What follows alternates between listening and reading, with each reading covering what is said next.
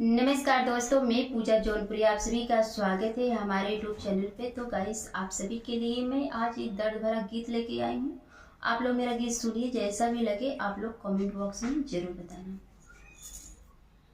रोवे डोलिया पकड़ के मोर बीरनामा भैया ना,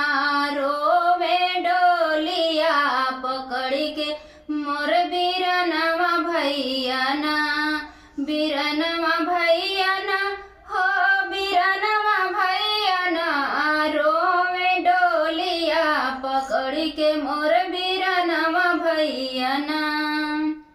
पापा मोरे दुआरे रोवे, चाचा मोरे अंगनवा, मोर मायरिया रोवे ना, मोर मायरिया रोवे ना, रोवे भरया कवरिया मोर मायरिया रोवे ना, रोवे भरया कवरिया मोर मायरिया रोवे ना,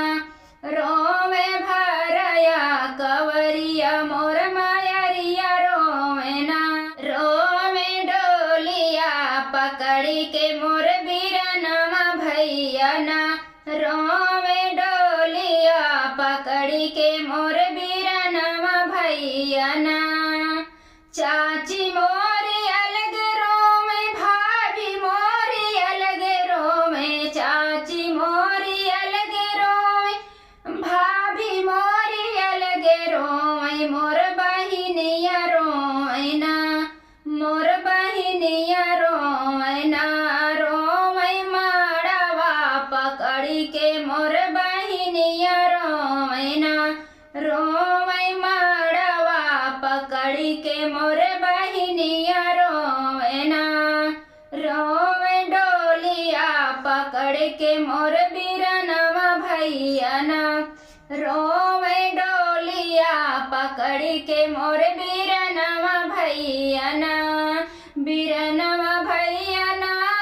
हो, बीरनवा भैया ना,